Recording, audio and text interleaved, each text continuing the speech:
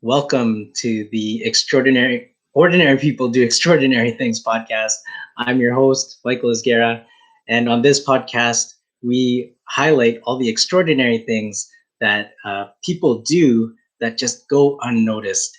And today we've got a very special guest. Her name is Jan, Jan from Jan Wellness, and she's a holistic nutritionist. She focuses on the mind, body, and spirit, which is something that I really resonate with, which is why I think we connected. But she's just got such a wealth of knowledge, not only about nutrition, but about all things personal development. And I know that she's helped me so much, not only with my health and wellness, but also with mindset and overall personal development. And we talk about things like personality types, Enneagram and Myers-Briggs, to health and wellness, to law of attraction, to mindset. And we basically do the whole gamut of things, which is why I greatly appreciate the conversations that we have. And I'm very excited that you are here today. So, Jan, welcome to the show. Hello, thanks for the welcome. And hello to everyone who's tuned in. Awesome. Yeah, this is weird. Normally, it's so weird because normally there's a little bit more prep that goes on prior to, but we've had so many conversations over the years that I just felt very comfortable just kind of like jumping in and just, having an open conversation, because like even in our private conversations, there's so many gems that are dropped that I'm just like, wow, like we should we should really like do this on a live and have these learning opportunities just happen live. Yeah, and I have learned that sometimes that's the best way to go. Like when it's not planned, everything's authentic, right? And then that's when the best stuff comes out, and your best ideas and your best insights is when it's not planned, right? Absolutely natural. Actually, there was a tip that somebody gave, like just around public speaking, is like, before you go and public speak, it's about clearing your mind. I'm just like, what? Shouldn't you be like thinking about what you're gonna say and what you're gonna do? But it's like, clearing that mind, because like, and if you think about it, it's kind of like Floyd Mayweather kind of spoke about this, like, before his fight. Like he's sitting, he's just kind of like chilling, like maybe watching sports or playing a video game or something like that, and it's just like, well, shouldn't you like be preparing for your fight? But it's like he spent months, pretty much his entire life preparing for fights. Like if he's not ready on that day of the fight, then nothing's gonna help him. Like he should already be ready, right? And I guess that's kind of like similar to speaking engagements. Like, I don't know, you're either ready or you're not. Yeah, and I would like to go into that maybe a bit later too about the whole public speaking thing, because I have struggled with it a lot. So just my whole journey through that. Speaking here today, I never in my life imagined that I could even speak on a platform. So,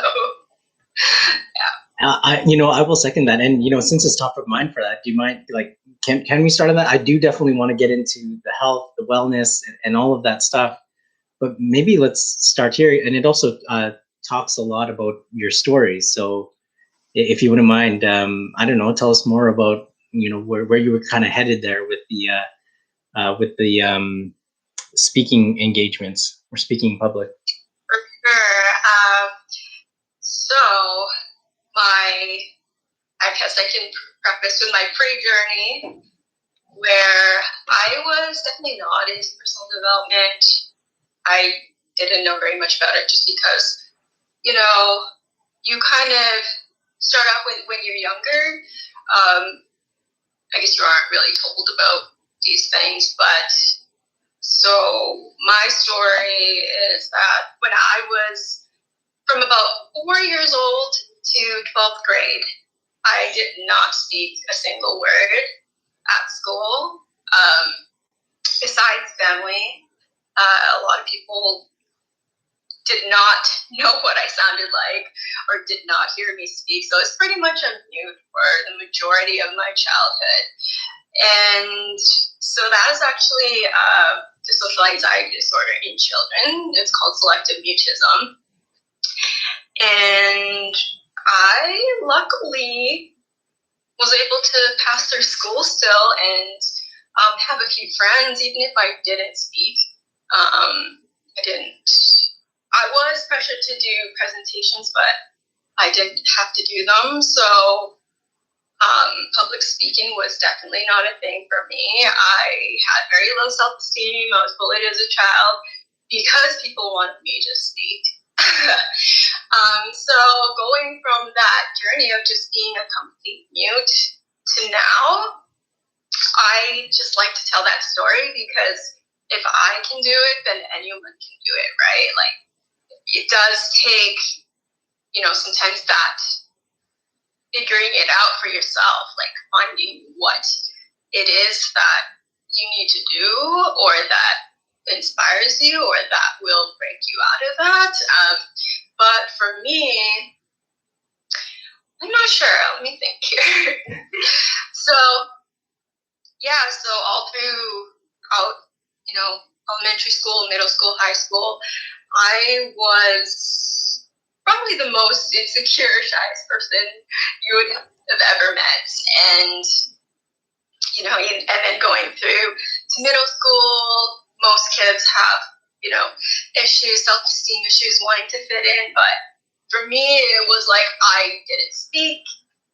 And I had the giant glasses, the braces, the cystic acne, and it was just, yeah.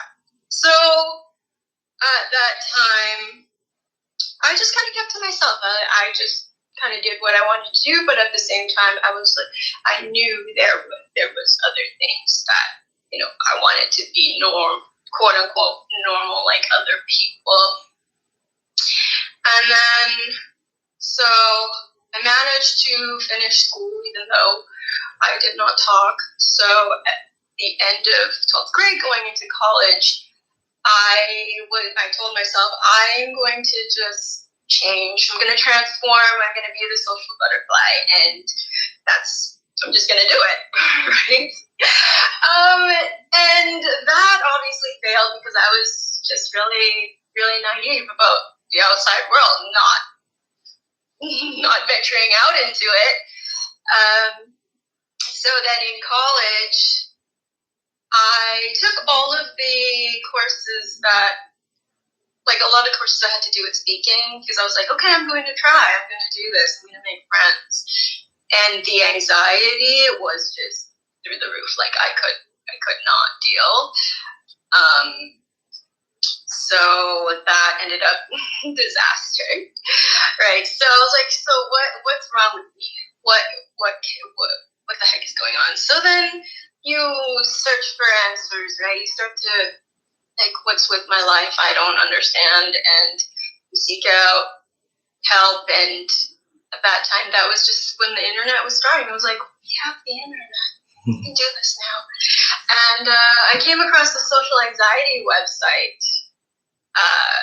And I was like, there's this thing called social anxiety, and I don't know if that's what I actually had all this time. And so there's so many people on there who I felt were like the same as me, and I was like, wow, these are people I could possibly make friends with or whatnot. And that was kind of the start of it. And just being exposed to the whole vast internet, like that's where the personal development kind of started. It was like, well, there's unlimited resources online that you can find, right? But then I also met my boyfriend through the social anxiety website. And, for a lot of people, love is the motivation. Wanting to fit in is the motivation. So I was like, I don't think this person will like me, so I need to change. I need to learn how to fix myself, basically. Externally, internally, everything. So Yeah, so I was, at that time, I was in college, like around first year, I believe, second year, and I failed. Obviously, I failed Spanish because I did Spanish. I was trying to get into teaching, and I was like, if I can't even, like, I would skip all of my public speaking and presentations and just, or I would drop out if it was on the syllabus at all. So I was getting pretty awful in university and was failing. So I was at the point where I was like, I don't know what to do. So I went to the counselors at the university. And at the same time, I was learning about other personal development stuff too, just like mindset, and like I started to do psychology instead of education because I was really into this. I want to figure it out and I want to fix myself. So I went to the university, the counselors there, and they were like, yep, you do have social anxiety disorder, and you need to do exposure therapy, you need to take these meds, do all this stuff. And part of me was like, this was like a pivotal moment for me because there was something in me that said, I think there's other things I can do, other solutions than just taking anxiety medications and forcing myself to get out there, like while I'm numbed out on these medications, that kind of thing. So I cried a little bit in counselor's office because I didn't want to do all the things that they wanted me to do.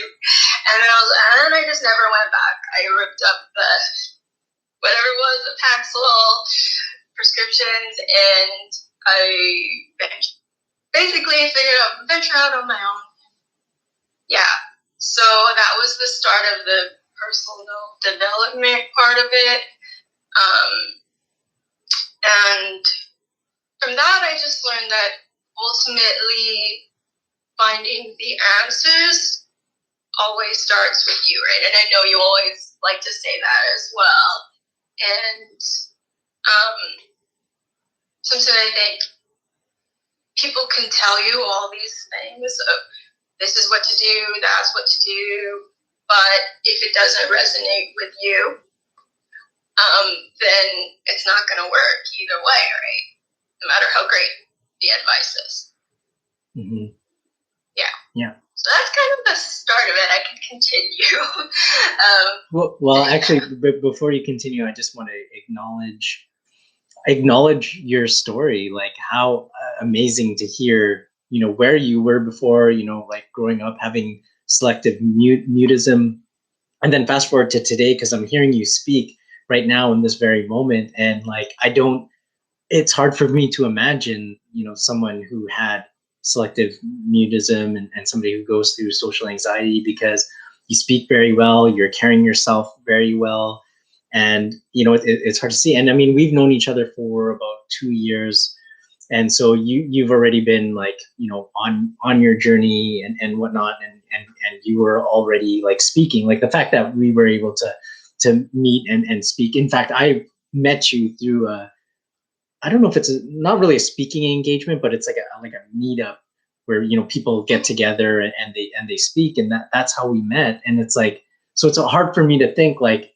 wow, this person went through, like, experienced social anxiety, and like, because you were the connector at that, like you were the organizer of that meetup. And so it's hard for me to kind of like put two and two together, where it's like, well, this person actually had like selective mutism. So thank you, Jan, for sharing, and feel free to go wherever you need the conversation, wherever you want the conversation to go to. Yeah. So then after that, I did graduate. It was still a struggle in university, but at the same time, I was learning other things. I was all into personal development kind of stuff, and but after that, like my expectation for myself at that time was like a lot lower. So after college, I worked through college, I did data entry because I was like, that's the safest thing you can do. And I'm like, if I can just be comfortable in that, I can just like, be a data entry expert, just be in my corner, and I'm living the life, right? Like, I'm good. And, but, I believe that, life takes us into these other unexpected areas. Like, we all have gifts, and we all have things that we think that we're going to be in a certain place, but then it takes you somewhere else because maybe that's your purpose or that's what you're actually meant to do, right? So, yeah, so I was in my cubicle, I did data entry. A lot of it was like market research kind of stuff, which I could go into with the nutrition aspect, but while I was there, it can get monotonous, so I learned how to hack it and basically work twice as fast. So I would, listen to a lot of Escape from 9 to 5, like all these like motivational things while I was working. And there was one point like I even got in trouble for it, but so that kind of, I guess, maybe like subconsciously that soaked into my brain. But at the same time, being that like I liked to challenge myself, so I started to get stressed out there. Stress and disease, really connect. And eventually, after about a year, life threw me off, and I developed ulcerative colitis. So I started, along with the anxiety and the stress of trying to be normal, but like in this cubicle, I'm like, now I'm having these digestive issues, and it was really scary because, maybe TMI, but, I think a lot of people experience this, so I'm not really afraid to talk about it. But like bleeding and all that, and a lot of like, just digestive issues that were connected to when I was anxiety can be connected to that, right? Like when they say you have butterflies in your stomach and you have that for all these years, that ties into the stress factor, and then you begin to see other things physically that manifest in your health. So again, I was like, I need to figure this out. So while I was doing my data entry, I would read a lot of health stuff and try and figure out what was wrong with me. Eventually, that grew into a passion on its own, and I was like, yeah, this is something that, I started it and things were helping me. And then I went to a doctor. Well, like right in between, like when it started happening, I did also go to a doctor, and they were like, eat bran muffins. And I was like, I'm going to do everything that I can, like based on what I read and stuff and whatever it was. But so the bran muffins didn't work, and things got worse. And I think, at that time, it took me a year to get a colonoscopy because of our health system, takes quite a long time. So like in the meantime, what am I going to do? And at that time, primal nutrition, paleo, all that stuff was popping up, and I was like, that's total opposite of bran muffins. And also me being sort of like a rebel in a way. I'm like, I'm gonna do that. This time I'm not gonna do any bran muffins. I'm just and not listen to my doctor. So I stopped the bran muffins, and I learned all about primal health, ancestral health, and things drastically improved after that. And I was just immersed into that world of, all this other stuff that we were not taught. We are not taught about nutrition. We're taught the Canada Food Guide. We're taught the food pyramid, and all that is actually brought by industry, right? So, Sorry to interrupt, because you are going into a very interesting space. But before we go into that space, I just wanted to acknowledge that the connection that you made around let's say, like feelings that you might have, and then like your physical health, right? Like the emotion and body connection, like butterflies in your stomach, like we say those things, we know what that feeling is, right? Butterfly, like I get butterflies in my stomach. I used to get it a lot more in the past, a little less so now, but like I know what those feelings are. And to know that, that feeling could potentially be connected to other physical, how would you call it, like health, other physical things that are happening with your body, like, yeah, I mean, there's a connection there for sure. Yeah, and something I like to say about that and personal development, like it is very common in the personal development world to like push yourself, right? Like just do the thing, regardless of what you feel. But a lot of the times, like for me, I did not take meds. I did not do all this other stuff, but I was just like, I'm going to still do it. So I still tried to push myself, even though like emotionally, I was still feeling that stress on the inside. I would just force myself into things, but I would still be getting that anxiety physically. So it also ties into like feeling what your body feels, feeling what your emotions feel, rather than just being like, I'm just going to do this. So that can be an unhealthy way as well, right? Yeah, and sometimes it's hard to just go out and do it if you have such strong emotions to not do it. That can kind of like prevent you, and I mean that's ingrained in us because of well, ancestral, right? Like, we prevent ourselves from doing things so that we don't get eaten by woolly mammoths, right? I mean, I know there's no woolly mammoths anymore, but that's where all of that stems from. It's to help keep us alive.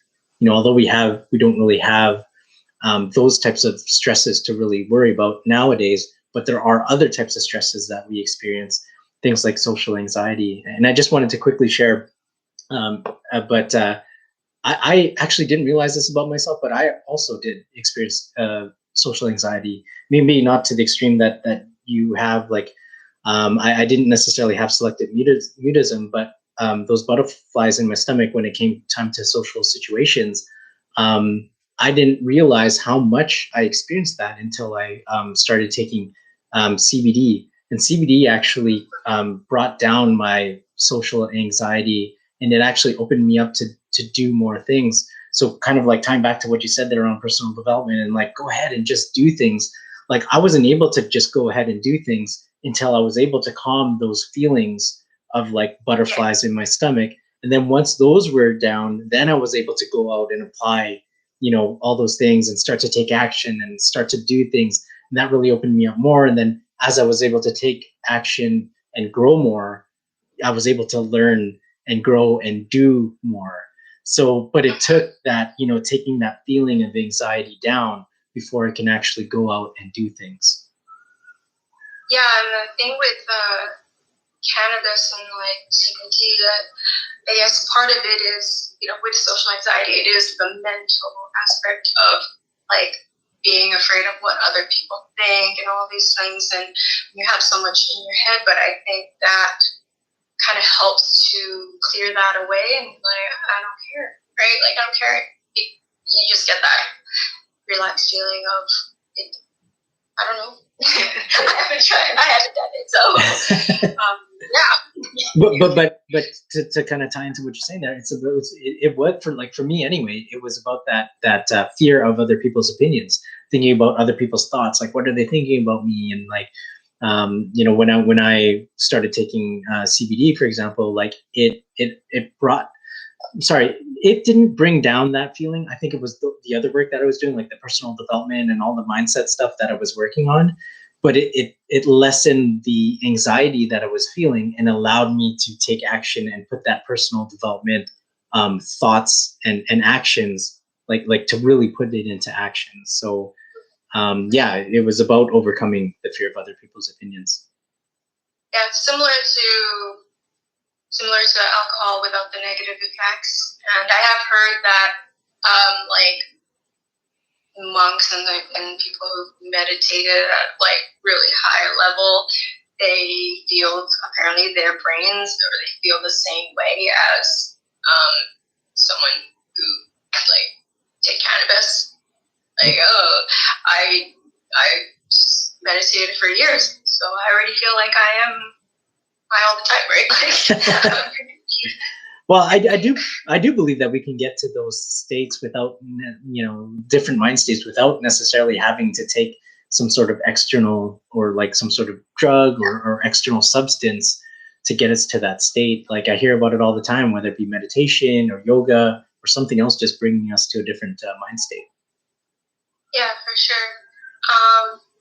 Yeah, so what was I talking about? Yeah, well, you were about to get into talking about like these new forms of diets. You were talking about like paleo and whatnot. So yeah, please tell us more about it.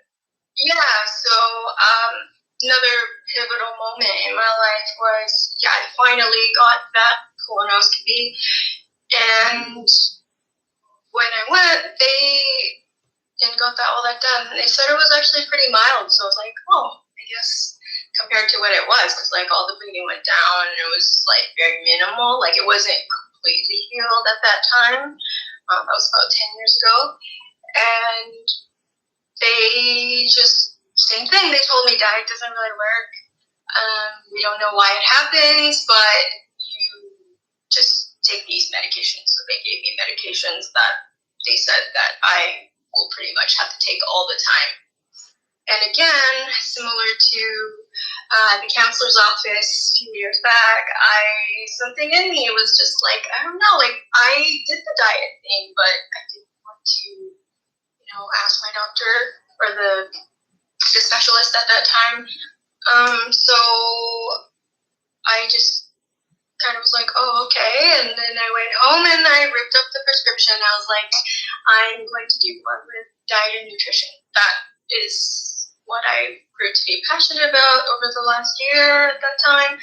So, it's like when you start to have that conviction and there's things that other people are telling you otherwise, when you've experienced something else on your own, you're like, then you begin to have that drive, right? And again, that comes from within when you find it. So over the last 10 years, I did eventually quit that data entry job, and it stemmed from it was market research, so I had to do a lot of fast food ads and all that stuff, and I was just like, why am I here? No more. And then I did do a bit of a nutrition program in university as well, but it was also very backwards from what I learned on my own. So like instead I went to Toronto. I did a holistic nutrition program there, and tying into the whole social anxiety thing, that was a huge step for me as well, because even when I was working in that office, I barely had any friends. I thought that was just going to be my comfort zone, right? Like, and then when I decided I'm going to pursue this dream of doing whatever, being a nutritionist or whatever it's going to take me to, went to Toronto. I did not know anyone. I still had social anxiety to an extent, and I was like, there's this thing called Meetup, which I met you from eventually. But there in Toronto, I just decided I was just going to be a yes girl, and I was just going to say yes to everything.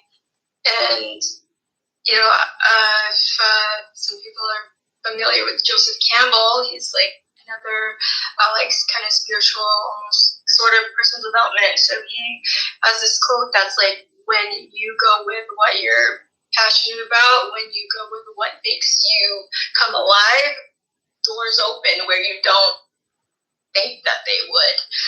And so I just met so many like-minded people, so many people people I resonated with, that eventually became good friends with. I became good friends with.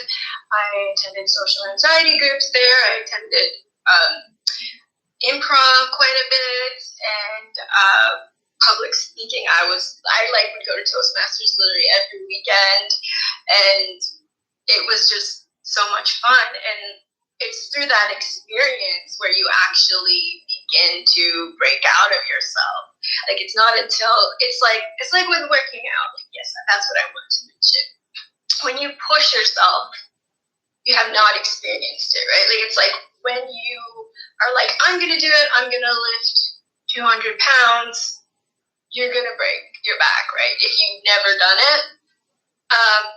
But when you do start slow and you're going through the motions every single day, eventually you'll be at the 200 pounds. But a lot of the times we have this expectation that we see other people like these motivational speakers or whatever, and they're already up here, and you're like, well, I can do that. I like, why not just wake up at 3 a.m. every day and just hustle? But that's equivalent to, I'm just gonna lift 300 pounds tomorrow. And you do have to go through that slow experience of, but then once you're there, it's like easy eventually. Yeah. So I would tie that into when I was in Toronto, I just lived it. I just did it because it was fun, but I lost that social anxiety because I was out in the world actually doing it, right? And then, you also always like to say, and I like to say, it's like, you are what you become. You become what you are what you become. Vice versa, they both work. Yeah. So once you start acting or start moving in the ways that you want to be, eventually you will become it, right? Like being around the people that inspire you, or people that you can see as an example of where you want to be. Like, we're social creatures, and we're good at mimicking other people too. So once you're in that environment, it's much easier to become that. Mm-hmm. Yeah, it's so funny because I was just talking about this on Clubhouse earlier, and just around it comes down to affirmations, right? Programming your subconscious mind. Let's say you wanted to become better at public speaking. Looking at yourself in the mirror and telling yourself, "I am a good public speaker. I'm a good public speaker," and continuing to tell yourself that and start to believe it, and at the same time putting it into action and putting yourself in situations where you can public speak, and you can continue to do that, continue to grow that muscle. A month later, 6 months later, a year later, you're becoming this better, like a good public speaker. And right, it's about that whole for lack of better words, right, programming your mind, programming your subconscious mind, telling yourself the area that you want to grow in, taking action and practicing and doing it, and eventually you become, right? Yeah. And then when you do have that drive and that feeling of, yes, this is what I want to do, that's like the trifecta, right? Then there's no stopping you. Yeah, absolutely. I wish I was taking notes because there was something else that you said earlier that I wanted to touch on, but for whatever reason, it's not coming to me. But I know it will come back soon, so we'll carry on the conversation. But when it comes back, I'll make sure to bring it up. Yeah, for sure. So I was there. It's so strange because it felt like it was 3-4 years, but it wasn't. I was there for a year, but the experiences I had, just because I opened up myself to that, I look back and I'm like, wow, I actually did a lot of these things, and then I think back to the little insecure big glasses person I was in middle school. It's just, I wouldn't think that, right? Absolutely, and same thing. That's what I kind of like mentioned earlier. Like I just it's hard to see, but I hear your story. I know I know that it's true. I mean, you wouldn't be telling this consistent story if it weren't true. But I remember what I was going to say earlier because you mentioned that analogy, and such a great analogy around like you can't just go and like lift 300 pounds if you've never worked out a day in your life. But it's so funny because like I take that approach. Like I'll see that 300 pounds and I'll be like, okay, let's go, I'm gonna lift it. And sometimes I can do it, sometimes I can't. But for some reason, like I'd like that's just my mindset, is just like, okay, let me try, let me just go out and do it. And it's weird because like I think there are a couple of different ways that you can get to it. I mean, you can do it the 5 pounds at a time. Like that's another powerful saying, right? Start by lifting 5 pounds, then 10 pounds, then 15 pounds, and eventually, gradually, you are going to get there. And that definitely is a way. And that's also an analogy for like, learning and growing in other areas as well. I think there is something to be said also about like going to, the 300 pounds and working at that every single day. And I don't know if you the vision, right? Like that's another approach where yes, you can be like in your head, you're like that. The 300 pounds is what I'm gonna do, and I'm just gonna do that. But like, look, they say like aim high. If you aim high, you'll get at least halfway there. So I mean, like, why not, right? But at the same time, you're not gonna be able to do it like the next day, right? Yeah. That's fair. That's a good point. I mean, visualize that, lifting the 300 pounds, and maybe you're lifting 100 pounds today. You can still visualize that lifting that 300 pounds, but you're lifting 100 pounds today. Then tomorrow you might lift 110 pounds, and then 120, and then, gradually like build yourself up and get there. Yeah, but that's a good analogy as well. So curious then, because you talked about, you moved out to Toronto, the social anxiety went away. So what approach do you think that you took there? Were you taking the 5 pounds at a time approach, or were you like, let me lift this 300-pound weight? What did you do to overcome social anxiety? Honestly, I feel like it's more of a letting go. Mm. When you let go and you just are immersed, like, into the flow, and you're just doing what is fun to you, what feels good to you, that you are doing all these positive things for yourself and learning a lot, and that's what it was for me. And when you're not even thinking about it, that's when you're improving, right? Like, if I was like, I feel like if I was like, I'm going to plan this and I'm going to go to this many meetups and I'm going to do this every day, there's a bit of that pressure on yourself as well, or that you have to do it like it's planned. But I was just like doing it because I just really loved it, and that's just what I wanted to do. And part of it was also me saying, okay, I'm going to be a yes girl, I'm just going to do that. But when even when it comes to public speaking and all that stuff, when you are in the flow and you just completely forget everything and you're just saying things from your heart or from what you have conviction towards or what you love to do,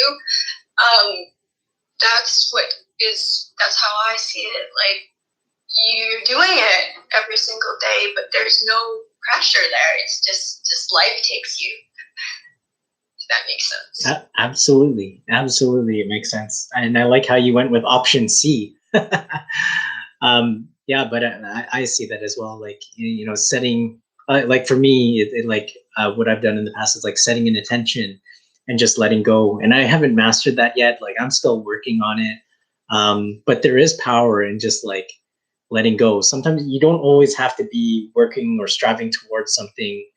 Sometimes the most powerful thing you could do is just like let go and let God. That's what Tony Robbins says, right? Yeah. And to tie it into the public speaking, I can go into that now because that's now something that I'm doing a lot more.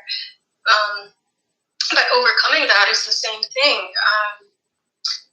you can prepare a course, prepare material, and know it well. But when it comes to the time that you have to do an interview or whatever it is, when you're just authentically being yourself and things are just coming out, just like I'm doing right now, like I did not plan this, I'm just saying what I want to say. There is no anxiety there. You're talking like you. One of the tips that I learned is talk to your audience like you're talking to another being, like you're talking to another friend.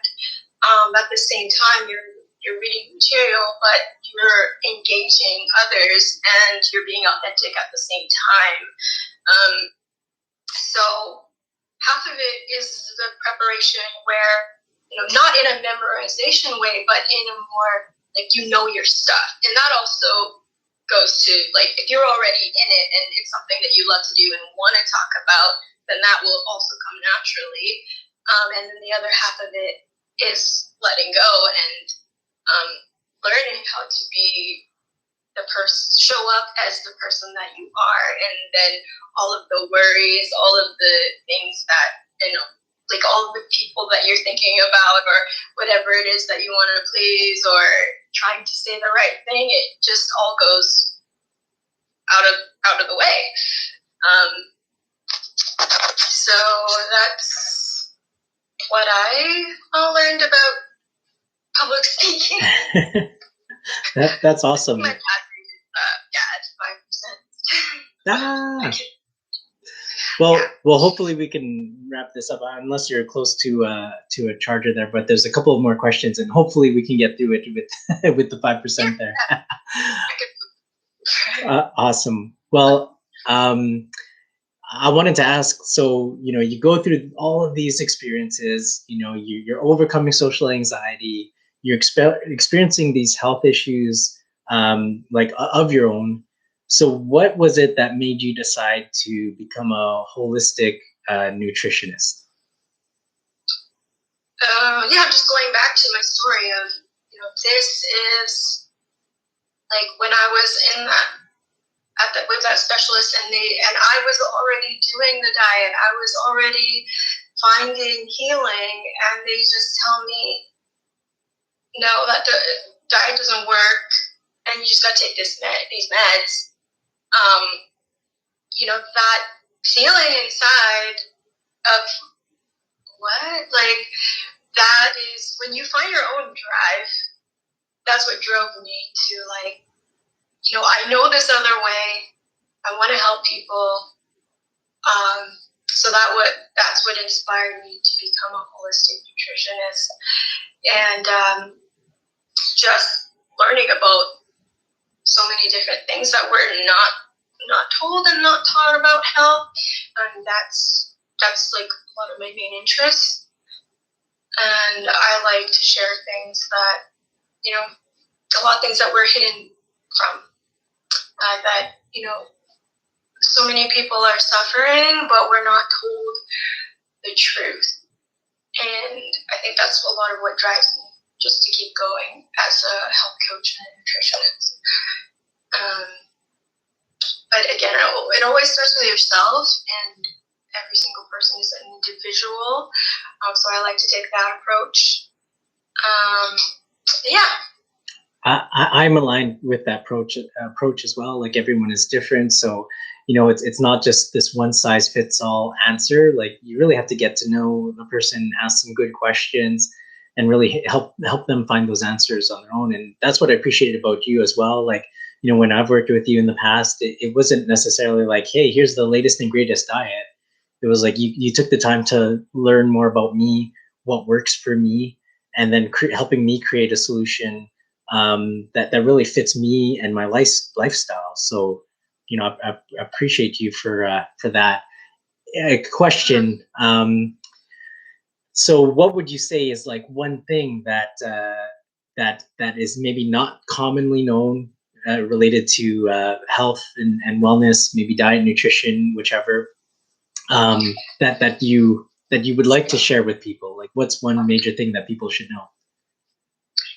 I'm just going to move to a charge while I talk. Okay, sounds good.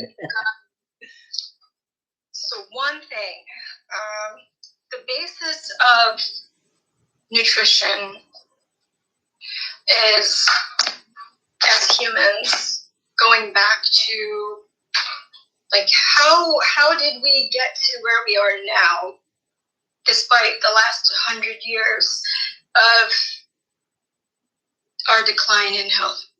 Right? Like the last 150 years or so, because of the introduction of industrialization and commercialization and all that stuff, despite all of our, advanced technologies, medications, all that stuff, why are people still sick? Why are we still suffering? And that's something I always question. And what I learned is that the basis of health is first starting from what is it that we're meant to eat? Like, how did us as humans get to that point from before where people were actually thriving and healthy to now, right? So my approach is primal nutrition. So it starts with removing the crap first. We're so bombarded with like anything now that you go into a store and there's nothing you can find that's completely pure, right? So the more, above anything else, the more crap you cut out of your diet, like regardless of what type of food it is, that's already half the battle. So what would you say is non-crap? Like, what's good to eat? What should we be eating? If I'm gonna go just like basics of like any diet, like there's so many different diets, but an apple is an apple, right? You see an apple is generally healthy for everyone. Eat an apple. There's nothing wrong with an apple. But when they start to put the wax on it, when they start to put the pesticides on it, that's what we need to be conscious of as well, right? And when, maybe once you don't notice anything, but after years and years of eating these apples, I would think that stuff starts to, and you're eating other things too, of course, but if most of our food supplies or like our food industry and our grocery stores are filled with crap, even in just an apple, then what are we actually eating? What we eat nowadays, and most of us don't eat real food.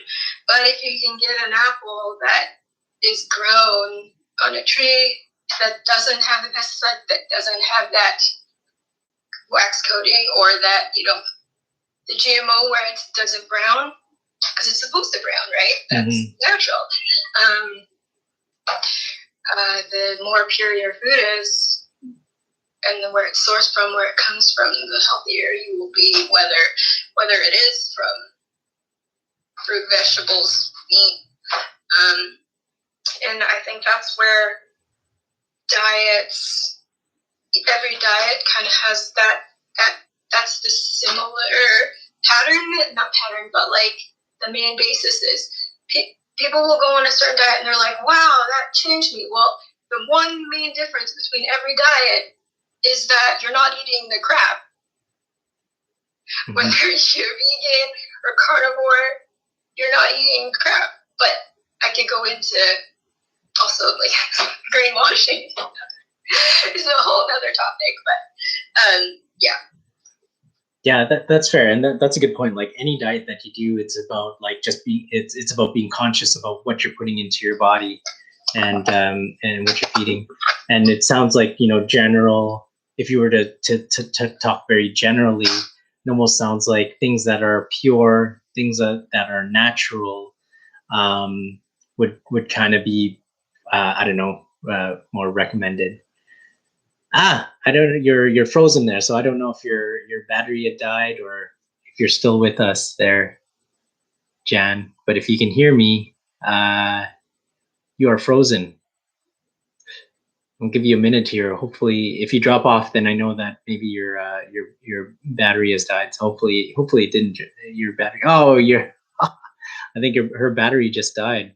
Well, I think that was a very different way to close out this live interview. I think her battery had died. She did give us a heads up though that her battery is dying. So um, you know what? That leaves it open to a part two. So I am grateful for the time that I was able to spend with Jan, and we will make sure to have her on for a part two as well, because we barely even scratched the surface when it comes to health and wellness, which she has such great knowledge about.